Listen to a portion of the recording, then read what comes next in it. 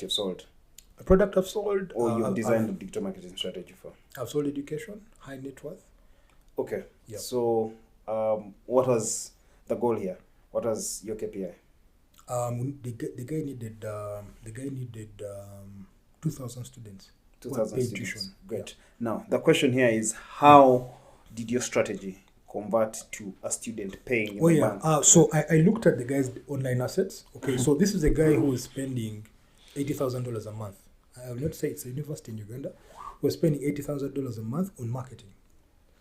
And it wasn't working out. He was saying, I'm spending about 250 million, right? I'm only seeing 5 million back as an ROI, right? So he was asking a question, how do I get that 250 million and produce 500 or more? So I said, let's look at your online assets, right? When we did an audit of his website, realized Focus. there was no, first of all, there were no conversion plugins in there. It was just a simple website with pictures and stuff like that. So we said, okay, here's what we're going to do. We're going to add a pre-qualification form, right? Pre-qualification form, it will ask the name of the person, name of the student, phone number, location, country, if they're able to afford the tuition fee, if they're interested in coming to study, and things like. It was a very long pre-qualification form. That was one. Two, we said we're going to look at your socials also. We're going to just focus on one channel, Instagram. And we said we're going to drive traffic from Facebook to Instagram, because the kind of students you wanted are international students. Most of them are on their phones, and we said, okay, the people who pay the fees, where are they spending most of their time? Google.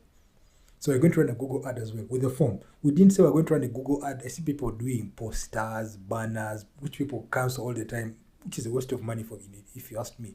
So let's just put up a form and let guys fill in. What we're doing was generating leads. We generated about 10,000 leads of people. Now, why you said, how do I match it to marketing and sales? Yeah. The first mistake he made was he hired interns to make the calls. Interns were in the university to make the calls. And he said, man, I've got nothing. And I said, we need to listen to those calls. Can you take us to The call center? No, it was just a room, not really a call, to the room where these guys actually making calls. And we figured out, the person says, hey, are you interested? The guy just hangs up the phone. Yeah. Saying, no, you need professionals who have actually done this stuff. So we got our stuff, and to speak, we managed to get 2,500 students out of the 15,000. And we told him, for the next year, don't advertise. We're going to use the same list. Of the ones who said, I'm not yet ready, we are going to recall them back. That guy fired, at the time, he had a marketing manager from Colombia. I know they could be listening to this, but, she asked for a budget of 80,000, and she was not even able to deliver 6 million shillings.